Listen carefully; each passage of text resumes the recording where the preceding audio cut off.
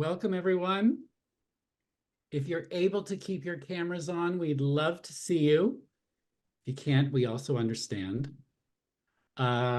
Welcome to Making Connections, a new monthly 4-part series on loneliness, co-hosted by Allison Gilbert and Reimagine. My name is Andy Engel, and I lead virtual public programs at Reimagine. Since this series is all about making connections, please use the chat and tell us where you are and what drew you to this program. I'll tell you a bit about Reimagine. It's a nonprofit organization catalyzing a uniquely powerful community. People of different backgrounds, of different races, of faiths, people of no faith, all coming together to heal ourselves, our communities, and the world.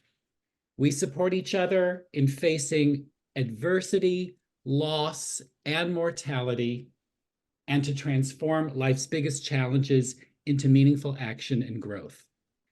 Reimagine resources, support groups, events like this one today are free and sliding scale for the public. This is made possible by the support and generosity of participants like you. So for those who already made a tax-deductible donation when you registered for today's program, thank you. Your gift will immediately support Reimagine's mission to help people of all walks of life transform the hard parts into purpose and action. We host conversations about grief, loss, and struggle at Reimagine because so few spaces exist where we can talk about these things. And we cast the net wide. We offer programs on a sliding scale, and we present it in a format that is engaging. Allison Gilbert is an Emmy Award-winning journalist, author, and longtime Reimagine host of the series Past and Present. Our interests and passions always seem to be aligned with one another, and that continues to be true with this latest series that she birthed. It's about the epidemic of social isolation and the ways we can build deeper connections with one another. And if you haven't read her article in the New York Times, please do it. My colleague Nicole Tan, who's helping out on this program, will paste that in the chat. Allison profiled Dr. Ruth Westheimer, the new loneliness ambassador for New York State. And please have a look at that after the program if you haven't. And also, please register for the remaining programs in this 4-part series. It's through June. And generally, it's on the 3rd Thursday of the month. We've got a wonderful group of compelling and diverse guests in conversation with Allison. One thing I wanted to note about tonight's program, we had some challenges leading up to it. They were not anticipated. And there's some complexity involved here, but we had an amazing team that helped make this happen, and Allison will explain a bit more when I introduce her, which I'm going to do so soon. But I want to first offer some Zoom tips. You can view a live transcription of this event by clicking on the CC button, and you can save that chat by clicking on the 3 dots in the chat box. And feel free to send me or Nicole a private note in the chat. If you have any technical issues, we can try to help you. Okay, and now a few words about Allison. Allison Gilbert is a longtime Reimagine collaborator and host. She is the author and co-author of numerous books, including Listen World, How the Intrepid Elsie Robinson Became America's Most Read Woman, Past and Present, Keeping Memories of Loved Ones Alive, and Always Too Soon, Voices of Support for Those Who Have Lost Both Parents. You can follow Allison on Instagram, X, and Facebook. She's everywhere as A. Gilbert Writer. Allison, we made it, and I'm so glad to be collaborating with you on this series. And I loved serving as your producer and also as your thought partner on this. So thank you for welcoming me in. And I feel much more connected to you. So Oh, thank you. Take it away. oh my gosh, I do too, Andy. Thank you so much. I am honored to be here today. I have wanted to do this program for a long time, this series.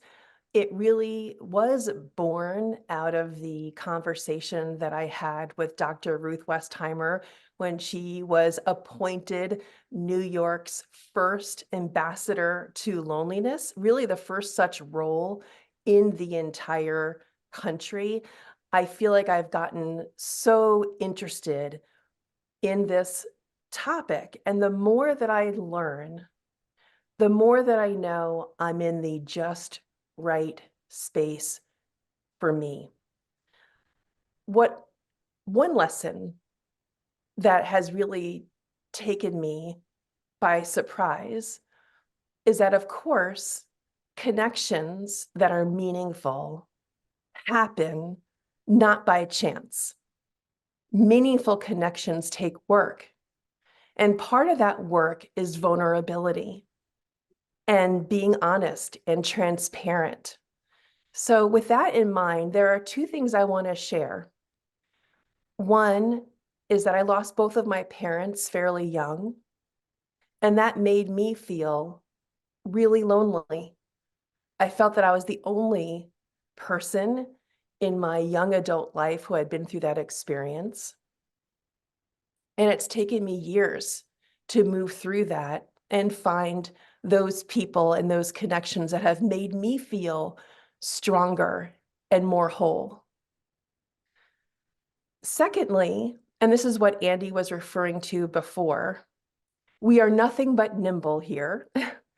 And I am so excited to introduce you today to Dr. Julianne Holt-Lunstad, who I will in a moment. But at the 11th hour, we have had to make some significant but exciting changes to this program. Dr. Ruth and Dr. Murthy, the US Surgeon General, at the 11th hour had scheduling conflicts. However, this is the vulnerability piece. They allowed me to do what we needed to do before today. So I have incredible interviews to share with you. We have separated them into clips. I was invited to Dr. Ruth's apartment in New York City to conduct the interview, which was just such a treat. And Dr. Murthy, who has a lot of very important things to do, also sat down with me for a one-on-one conversation. All of that I'm going to be bringing to you today. So my first order of business is to bring on Dr. Julianne Holt-Lunstad, who I am so honored is with me today. Her credentials are long, and I'm going to summarize them in brief because I feel like we want to get to the heart of this conversation. Not only is Dr. Holt-Lunstad a psychologist, she is an expert in connections between social relationships, loneliness, and physical and mental health. She is the director of the Social Connection and Health Lab at Brigham Young, and she is the founding scientific chair and board member, she knows what she's talking about, in other words, of the U.S. Foundation for Social Connection and the Global Initiative on Loneliness and Connection. Small potatoes. Not small potatoes, yes. And I will say one more accolade for Dr. Holt-Lunstad is that the US Surgeon General put out an advisory calling loneliness an epidemic in this country last year. Guess who was the lead scientific editor on the Surgeon General's advisory? Right, Dr. Julianne Holt-Lunstad. So please welcome her with me now. And I just want to say hello and thank you. And I do want to start right away, but just say hello. Hi, thank you so much. It's so great to to be here, even if it's at a distance. Yes, yes. Well, I want to start with something that just hit the New York Times. The World Happiness Report was just issued, and it was released yesterday. And for the first time since the World Happiness Report was founded in 2012, for the first time, the United States is not ranked in the top 20 happiest countries in the world. So I want you to talk about that, but also here's one more really important tidbit that I want to unpack with you today. The leading reason why our ranking decreased was because of people under 30 feeling incredibly isolated and disconnected. Were you surprised by this report? You know, in a way, like aspects of it were not surprising and aspects of it were surprising. And so uh, there, year after year, we see the Nordic countries at the top of the list. And again, we saw that. And they've been doing this ongoing for a while. And so I think what was surprising about it was not only that there was such a drop for the United States, but how this was being driven primarily among the young. And what was interesting was when they broke it down by age, if you look at those over, I think it was 60, uh, the US was actually in the top 10. I think they ranked number 10. But when you look at happiness among those under 30, it was ranked number 62. So not just, not in the top 20, but I mean, it was really low. And so that is in some ways alarming. But it's not entirely inconsistent with much of the data that we're seeing around how young people are struggling in a lot of ways. We talk about loneliness, but also just within the last year, there was also the release of the American Time Use Survey. And this is data on how Americans are using, how they're spending their day and how many minutes they're spending their day on each thing. And what was so interesting is that over the past 2 decades, we saw significant increases in isolation and significant decreases in time spent with lots of relationships. But one that I'll highlight is time spent with friends. And when you look at the age groups and break that down, again, you see this massive decline.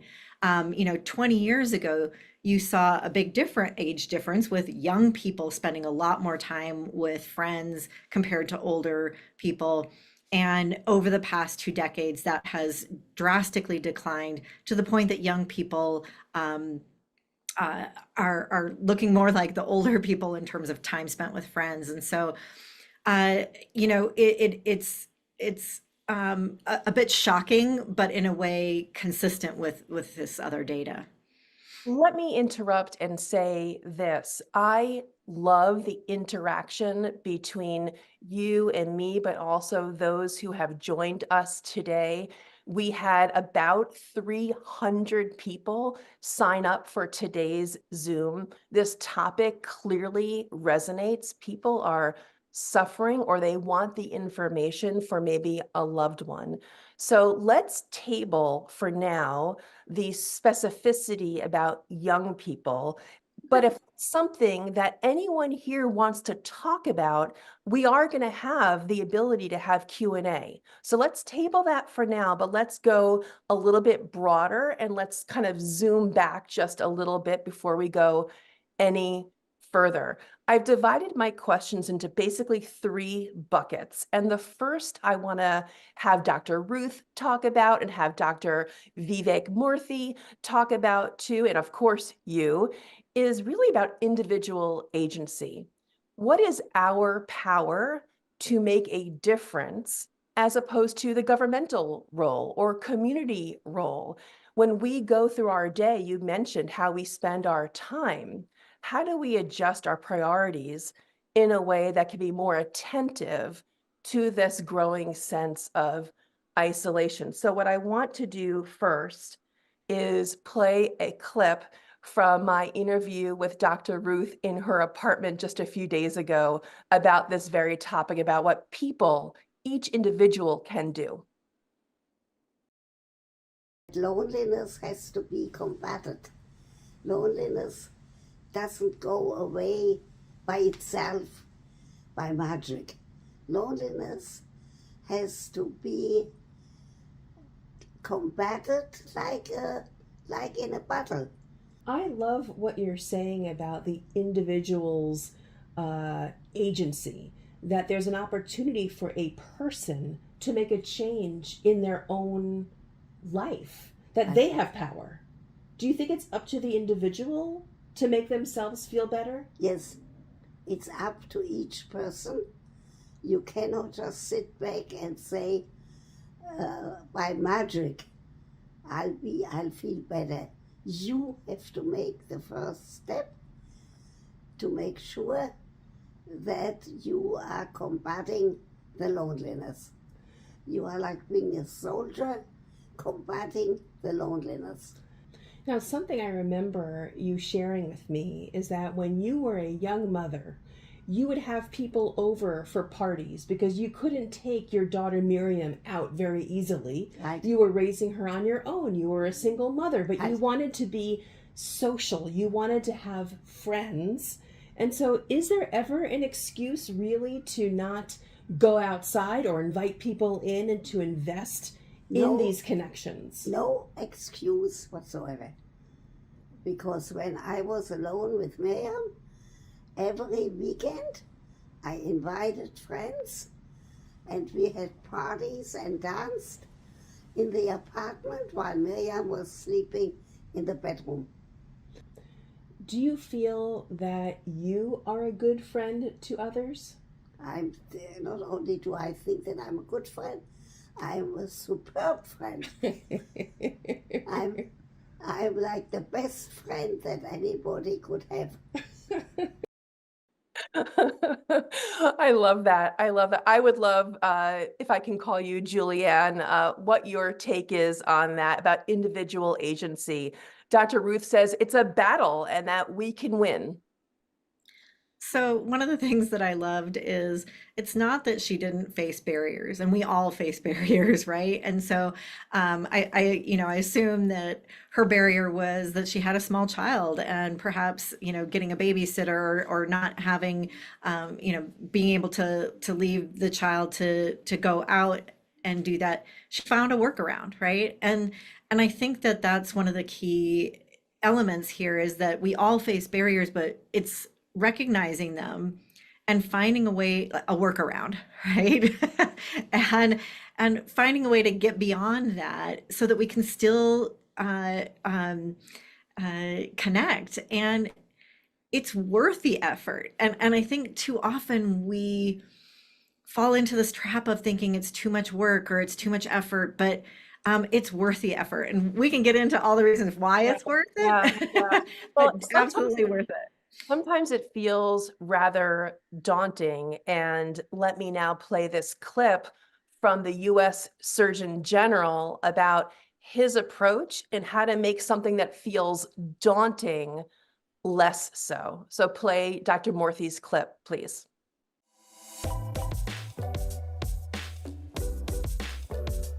I have found that it's small steps that get us to the big change. And sometimes we think, oh, well, if we're lonely, we've got to make some major change, like, I don't know, like put aside 5 hours a week, to hang out with friends or radically change my life. But I find that if we, one, start with the recognition that small steps make a big difference, that can make it feel less intimidating.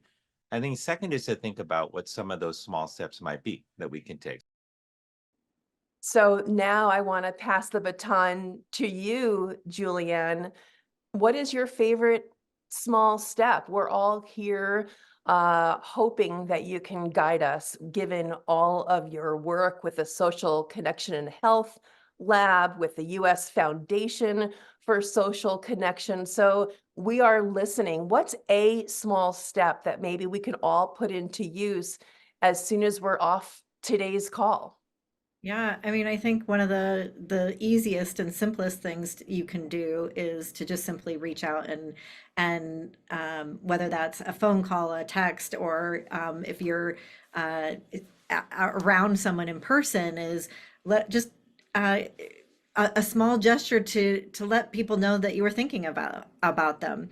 I often will find ways to connect, whether it's sharing something I saw that reminded me of a friend or whatnot. But these are just little things that, of course, people can do. And as a scientist, I'm going to bring the science into this as well. So that people don't just think, oh, that's just your opinion. um, but we do have evidence that, for instance, things like expressing gratitude to others. We hear a lot about maybe gratitude journaling, but actually expressing that gratitude to others. Hey, you know what? I really appreciated that about you. Or, if I haven't told you, when you reached out to me at that point in my life, that meant a lot to me. It could be the littlest thing of gratitude, but that helps. Those expressions of gratitude, of course, are going to elicit positive kinds of responses in return. Really creating a positive spiral in interactions and increases that social bonding. I also did a really fun study where we had people do small acts of kindness for their neighbors. And it was literally just things like saying hello, or waving, or maybe offering to take in their trash bins, or it could be doing a favor for them, anything that they felt comfortable doing. And when people did these small acts of kindness over the course of 4 weeks, we showed significant decreases in loneliness and increases in connection. And so these small little gestures, as Dr. Murthy was saying, we do have evidence that they do make a difference. And I think we often think of the bigger, grander kinds of either gestures or programs that we might need to do, but each of these things start to build over time. And oftentimes, even just the consistency of reaching out to someone conveys that they're cared about, and it maintains this connection, so that in your time of need, you still have this line where they're more likely to reach out to you in return. And so this builds this social connection over time that can strengthen these bonds. I love what you're saying, because it sounds so different than maybe the way many of us have been raised, right? We're supposed to be independent. We're supposed to be self-sufficient, to rely on our own wherewithal to get through the day. But if we don't show need, then it feels like we don't have needs, and then people won't show up for us or even ask how we're doing. So it's almost like that vulnerability invites connection. And I want to just, this is a good segue, if you don't mind, to the second bucket of questions that I have for you, and what I asked the Surgeon General about, and what I asked Dr. Ruth about when I went to her apartment just a few days ago, which is, we have talked already about the individual, and now I want to broaden it out to community, right? To kind of go back even a little bit further. And here I want to refer to some of your pivotal work. And you have argued, and I'm just going to read my notes so I don't misspeak, that society actually benefits when individuals feel more connected. You have said there's impact on public health, community safety, economic prosperity, and the functioning of a representative government. And that having a sense of connection is especially important in times of local, national crisis. And then here's a quote: "The ability to mobilize resources via one's social connections can be a matter of survival. As extreme weather patterns become more frequent, connected communities will be crucial to weathering these environmental crises. So now we're talking about the individual, but let's move a little forward and take a broader view. It feels like our community and our country is impacted when the Surgeon General has proclaimed this as an epidemic. You're talking about that too in your work, of course. Explain that on a much larger scale. Yeah, so not only do we need this individually for our health and our well-being, but the more connected our communities are, the better functioning they are. And uh, we have to work together on many issues. And we're starting to see, as we become more and more isolated, it's more and more difficult to tackle these big issues together because we often have difficulty seeing each other's perspectives because we're not interacting with people who perhaps have differing kinds of perspectives, backgrounds, and beliefs than our own. And yet we have common issues that we face that need solutions. And so we're seeing a lot of this in our political divides. But as we talked about, also even just these kinds of natural hazards or disasters. And it's so interesting because there's some studies that have shown that in these crises like earthquakes, fires, floods, that oftentimes it is your neighbors who are the first responders who get there before any kind of trained personnel. And so in cases where people knew and trusted their neighbors, that often meant a matter of life and death. And it was interesting because not too long ago, my own community, we had some flash flooding. And I happened to be out of town at the time, but it was so heartening to see my phone just like blow up with texts from friends and neighbors saying, "Are you okay? Is your house okay?" And it was interesting because there's this group text, and suddenly my friend, that lives down the street says, "I'm okay, but I know my other neighbor's not okay." And so then people who didn't even know that person were jumping in to offer whatever, shop vac or whatnot. And someone said, "I don't have any tools, but I'll make them dinner." I love that. I love that. I want to great to see people come together. No, I love that. I love that.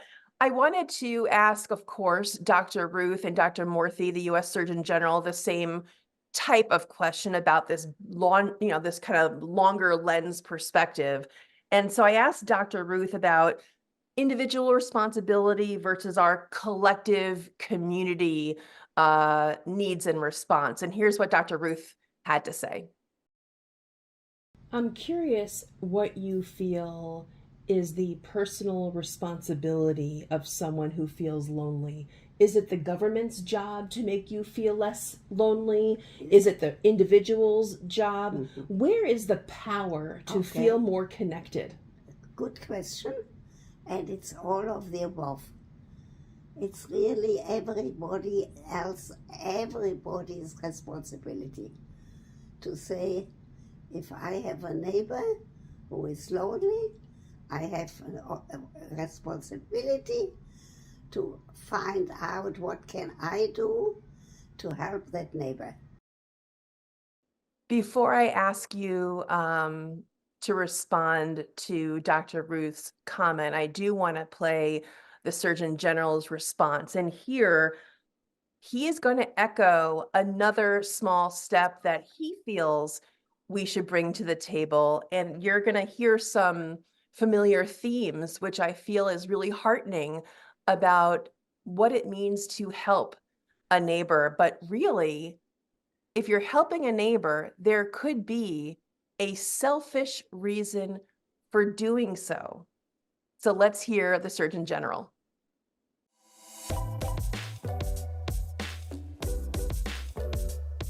The other small step I might recommend is just to just to think a little bit about the fact that serving other people, helping other people turns out to be one of the most powerful things we can do to forge connection. And this is especially important because sometimes we might think, gosh, if we're lonely, if we move to a new city and we're lonely, or if we start a new job or go to a new school, or just in general feeling lonely, then shouldn't other people be approaching us to help us? But it turns out that when we help other people, we actually help forge really strong bonds and reaffirm like our own faith and confidence in ourselves, our faith that we have value to bring to the world. And that's really important because when we feel lonely, sometimes we can start to actually feel worse and worse about ourselves and feel like we don't have much to offer others or the world.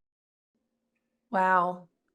I love the notion that giving actually boosts our self-confidence, which helps eradicate feelings of isolation. So it feels like there's a win-win happening here. And I would love to know from your perspective, since you are a PhD, since you are a psychologist, what is the science behind that? Yeah, that is consistent with a large body of evidence that shows that providing support to others is just as, if not more beneficial than actually receiving support. And it might be kind of surprising, but it's also consistent with the study that I mentioned earlier that we did where we asked people to do small acts of kindness for their neighbors. Now, remember, we had them do the small acts of kindness, right? We were measuring the person's loneliness who was providing the act of kindness, not the person who is receiving it. Presumably, hopefully, they benefited as well. But it's interesting that what this suggests is that one of the best ways to help ourselves is by helping others. This can provide a sense of meaning and purpose, feeling like we, that we can be relied upon. It's also really interesting because, as I think a few, you and Dr. Murthy and I think Dr. Ruth also mentioned, is that sometimes it can be hard to reach out for help, right? And that because we have this ideal of independence and self-reliance, that it can be really difficult to ask for help. But it takes away some of that vulnerability by reaching out and helping someone else. And interestingly, by doing that, not only are we connecting with others, but that helps us in return. And so it's really, I think, incredibly powerful for all of those reasons. I would love to dive a little bit into some turns of phrase that I have found to be especially enlightening in this kind of conversation, and maybe you can add to them. Okay. So in the grief space, I write a lot about grief and loss. What's considered unhelpful is to say, yeah, how's it going? Or like just something kind of vague, where if you ask someone who's grieving, how are you doing today? It's perhaps a more meaningful question as opposed to it feeling like a question you're just kind of, checking off the list.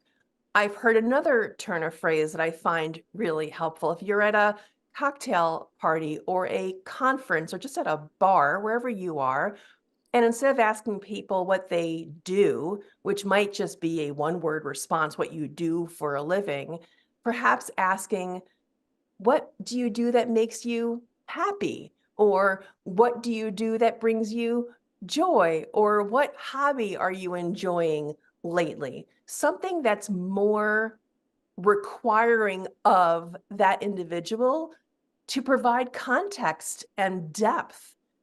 Are there prompts like that that you think can help spark more meaningful connections with people? Yeah, I think part of that is that it really gets to going beyond what could be a non-answer, right? I think about how if I ask my teenage boys, how was school today? You know, the kind of answer I get is fine. Right? And you get kind of you don't get much of a response, but really what we want to do is ask the kinds of questions that get people thinking and that show that you care and understand their life, right? And even if you're just starting to get to know someone, you could ask things like, you know, what excites what excites you right now, or what are you passionate about right now? Um, and because that takes it beyond the, you know, what do you do?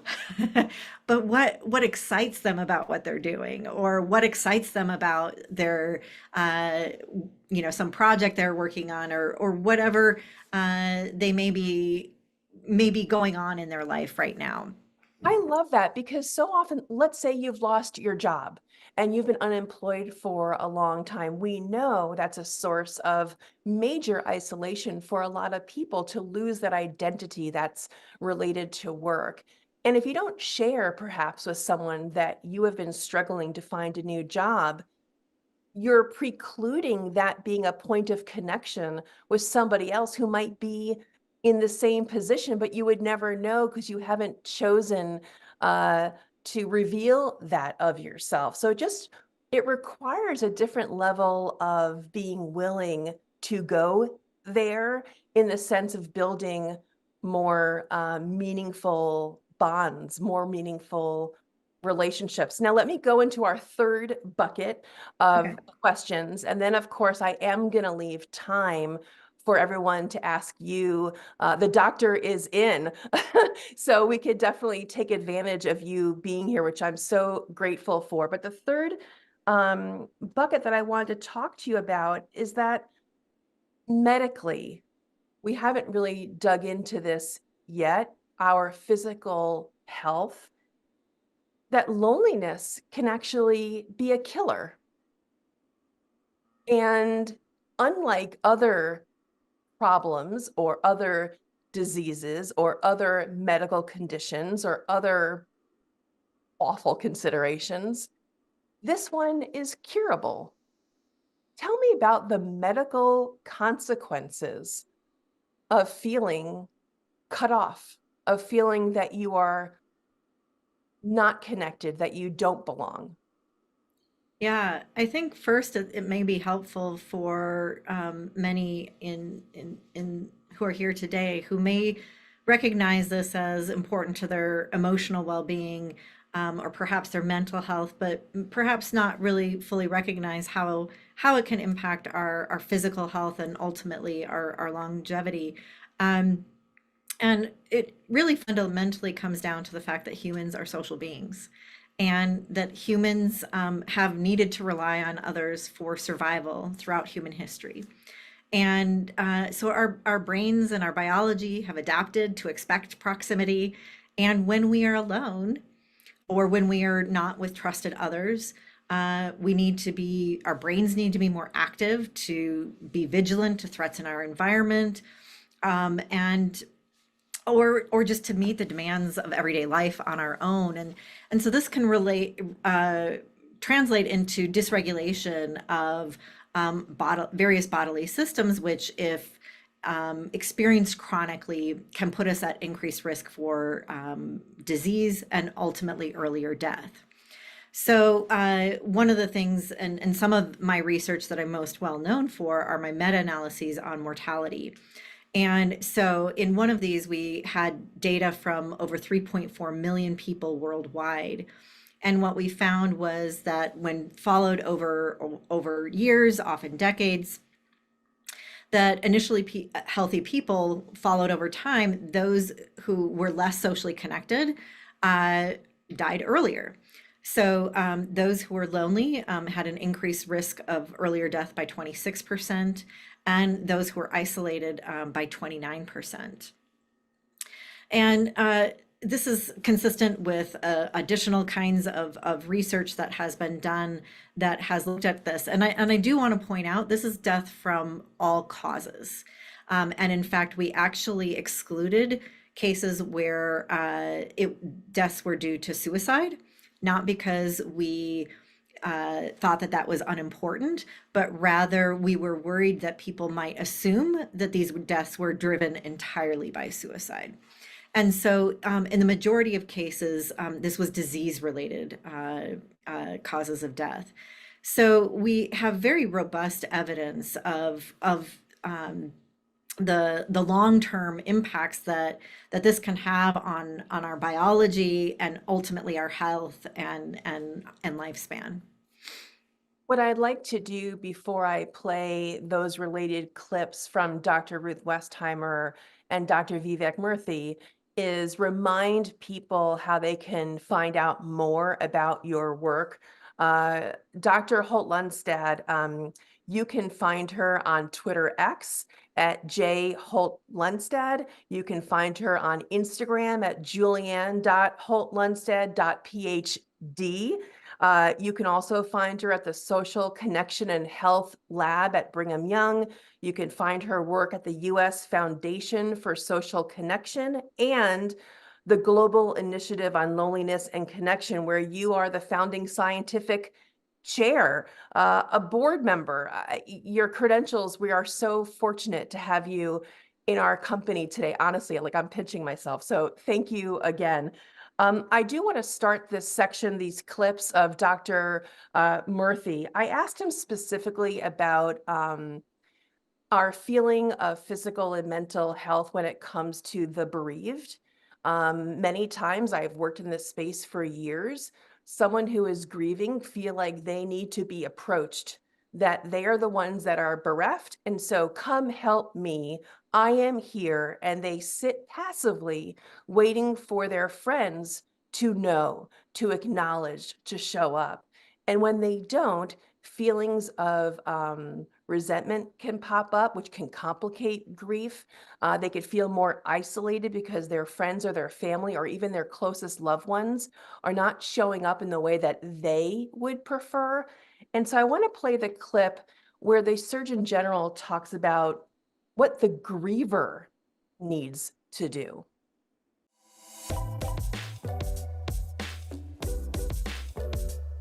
When you're experiencing grief yourself, it's important to sometimes nudge yourself a little bit forward to be in other people's lives, to call a good friend and tell them how you're feeling, and to spend time, like, or even if it's a little bit of time dropping by a friend's dinner party or going to see someone at their retirement party. These small moments of human contact, they make a difference. Sometimes we have to nudge ourselves forward in that direction when we're going through deep grief. What do you think of that? That's hard. When you're in grief, you really do feel like perhaps people should just know to show up for you. And of course, the downside of that is perhaps feeling more isolated when you're disappointed. What do you think about that? Yeah, no, I mean, I can relate to it because, like you, I lost both of my parents very close to one another within 17 days of each other. Well, now I feel even more connected to you. So it's I can understand on a personal level where it can be hard, but in part the recognizing that people are there who want to help. And I think sometimes we're so afraid of being a burden on other people. I also experienced this when my husband was diagnosed with stage 4 cancer. He is in remission, so and doing well. But again, I didn't want to be a burden to people, and it was interesting because one of my dear friends told me, and I'll never forget this. She was saying, so many people love and care about you and your family. Let us help. Like this, we feel helpless too. We want to know how, please let us. And I realized that, and now I've been on the other side of things where I've seen friends and family suffering in various ways, and that I want to help. I truly want to help.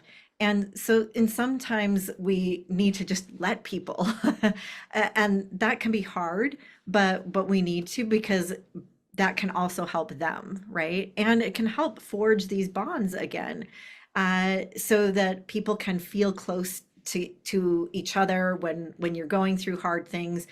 You've probably also been on the other side of things where someone you really love and care about, you can tell they're suffering and they're shutting you out, and you feel so helpless. And so really letting people in, can help you and help them. But in some cases, it may be letting people know you're struggling, because sometimes people don't know, and being open and honest, and getting over kind of your personal barriers to let people in that way as well. So we know that grief is just one reason why some might feel lonely or isolated or other. There are many other reasons that people might feel disconnected. Maybe it's a disability. Maybe it's something with how they look. Maybe it's the community where they live and they don't feel they're being made to feel that they don't belong. So I do want to talk, and this is perhaps the most personal I got with Dr. Ruth. So I want to share this clip, and on the other side, I invite you all to think about your questions. We would love to hear from you. Andy, if it's okay, we'll go through the chat and find the questions that feel the most applicable to the most people. So in this final Dr. Ruth clip, which is very powerful to me, and ends on a funny note, I would love to hear from you on the other side. So let's play the Dr. Ruth Westheimer clip. Thank you. One thing that you shared with me that I don't think is very easy sometimes for you to talk about is how you felt other because of your height. That it was something that made you feel different. You had talked about it made you feel unattractive, ugly. You didn't know if you would find a romantic partner. Right, and I found plenty. And you found plenty. And I married a few times. You married a few times. And so when people feel other and they feel that they don't fit in, what do you say, Dr. Ruth, about that? I think that that's a stupid feeling, and that you are wasting your good time. I go home and do something about it rather than just complain. You don't like complaining. I don't like complaining. You hate complaining. Right. You want people to decide that not being lonely is a priority. Right. Get to work. Get to work right now. Right after this talk, get to work. I would love your response to the amazing Dr. Ruth. The one and only Dr. Ruth. Yeah, no, I love her spark. You know, it is easy to get caught up in self-pity and feeling and turning inward, right? And I think that that's why helping others is so powerful, because it forces you to look outward, and rather than focusing so solely on inward and on what's going on inside you, and dwelling and ruminating and really spiraling into a very negative place. And so that stepping out of that and focusing on others can be a way to start recognizing, you're not alone, because other people are struggling too.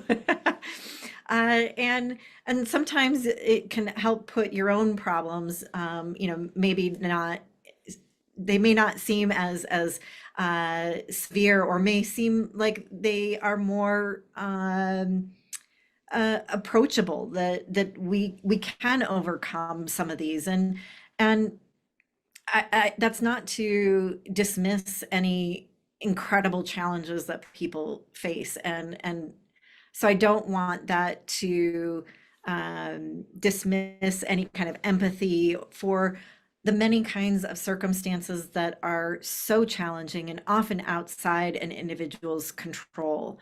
You know, when you talk about othering, there are very systemic kinds of forces that can feel overwhelming, and so I don't want to discount that. But that within whatever we are facing, feeling empowered that we can do things not only for ourselves, but by doing and looking outward, that we can be part of the solution and changing our communities, and a light for our communities, and building that connection within our communities that can start to make some of those changes. And oftentimes it takes individuals to do that. Thank you. I am so grateful for that perspective. And at this point, what I would love to do is invite Andy to go through the chat, make sure that if you have a question, it's in there so Andy can look at it. And Andy, pick those questions that you think will help the most people here and when they watch the recording in the future. I would say the last one that just came in is the most, I think, general and helpful for a lot of us about taking action. It's from Stacy. How can we most effectively increase awareness, understanding, and motivation to create change around the topic of social connection in our own families and communities? People want to be soldiers in your army. How can they do it? Well, you know, it's interesting because part of that was about awareness. And, you know, we talked about some of the health effects. And I recently collected some nationally representative data that asked people their perceptions of what's important for their health.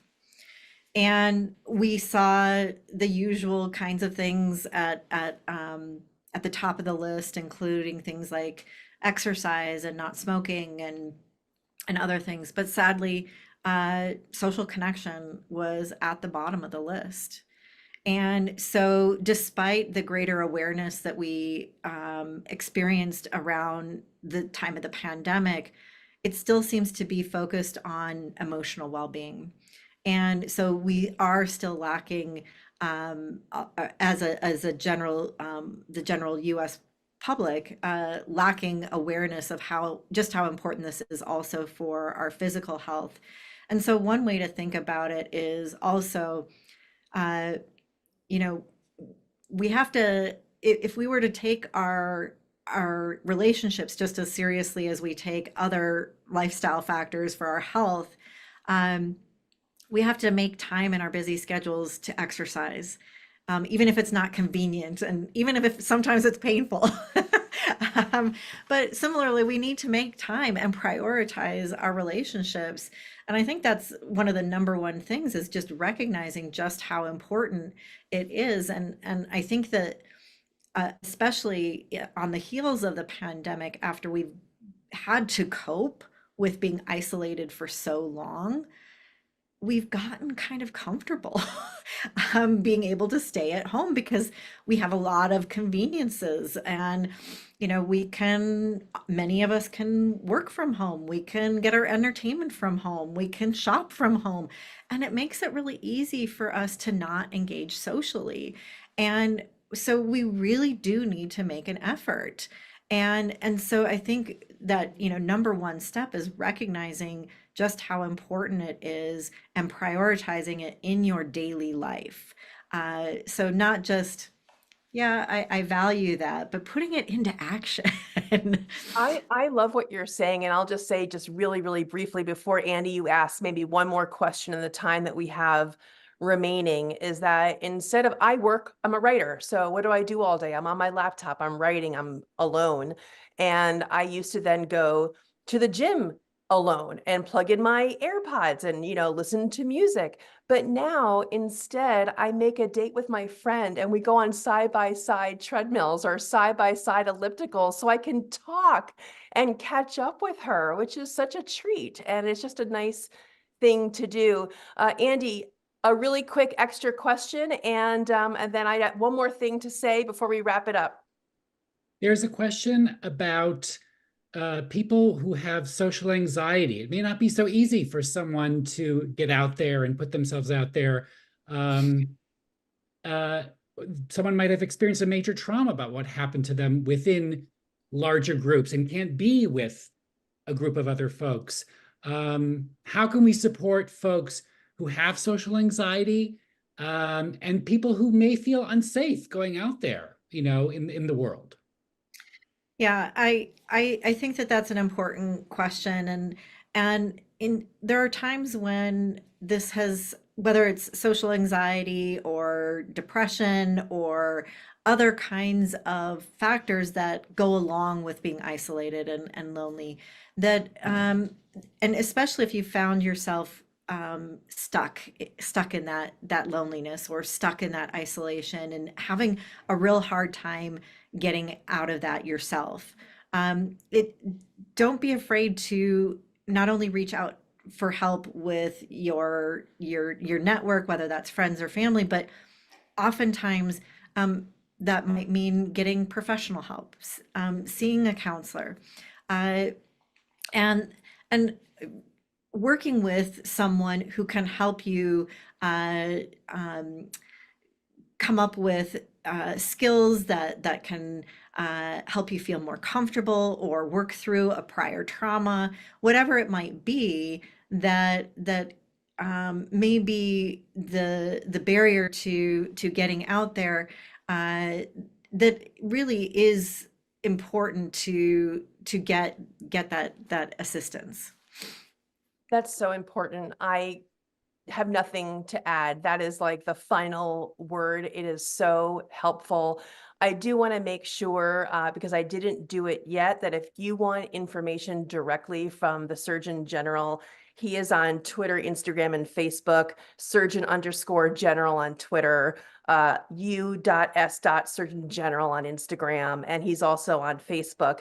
He is the nation's doctor. Pay attention to what all of these experts have to say. Follow Dr. Julianne Holt-Lunstad, on Twitter and Instagram. Make sure you follow Dr. Ruth on Twitter. Ask Dr. Ruth. These are the experts in the field on loneliness today. There are such a wonderful and growing, rich depth of literature that's being developed. It's ready for your reading. And Andy, to Reimagine, thank you for elevating the topic of loneliness and making sure we can talk about it and explore it. And I feel really lucky that we have 3 more parts of our series to go. And in April, Dr. Ruth will have a wonderful announcement about what she is doing as New York's Loneliness Ambassador to continue and expand the conversation. Over to you, Andy, real quick to close us out. I just want to make sure everyone registers for the next 3 sessions we're having. I'm going to put that in the chat. So join us next month. Allison, thank you so much. Dr. Holt-Lunstad, thank you so much for being with us today. And we hope to see you next month. Take good care, everybody. Thanks so much. My pleasure, everyone.